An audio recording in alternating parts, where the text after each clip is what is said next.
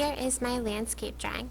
I finished tracing anything that needs traced using my Sharpie gently, and then I go back and I erase any pencil marks by putting one hand down and pushing the pencil away from me. I want my artwork to look nice and neat and have its best craftsmanship or best quality. Okay, whoops, there's one little spot. I'm ready to cut it out if it was in a circle. I always carry my scissors down so they're safe. When I cut, one hand holds the paper, the other hand cuts. I use the inside of the scissors. That's the sharpest part. If I use the tip of the scissors, that part is weaker and doesn't get as nice of a cut. I take my time doing my best job. I can recycle my scraps, carry my scissors safely down back to the box. I can glue it on black paper.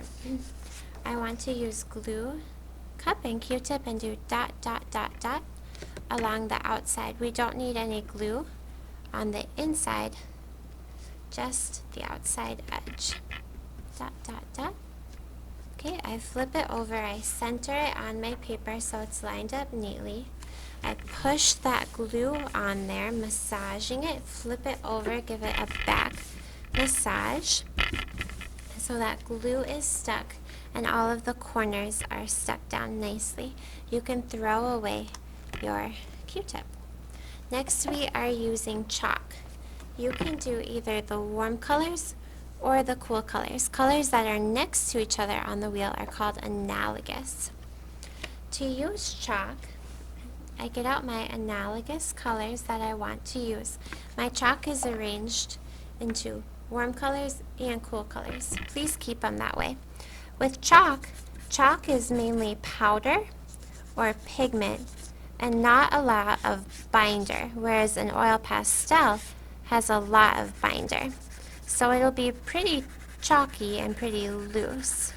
And I don't have to color it in perfectly. I can just kind of loosely color it in. And I'm wanting my colors to be analogous or next to each other on the color wheel. Loosely coloring it in, applying that chalk.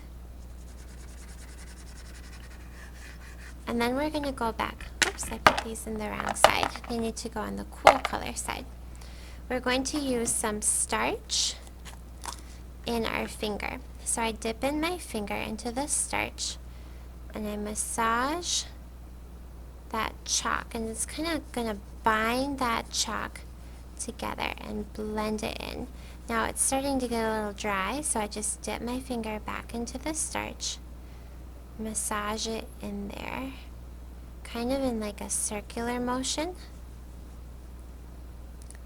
to blend those analogous colors together.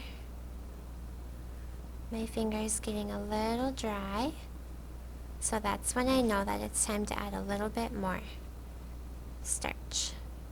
I'm getting out my edges, massaging it in. You can choose to do just the sky and leave the bottom part of the horizon in just black and white contrast, or you can go back and add color to the bottom part as well. When we are done, you can wash your hands, put away your starch and your chalk and your color wheel. You can carry this safely to the drying rack.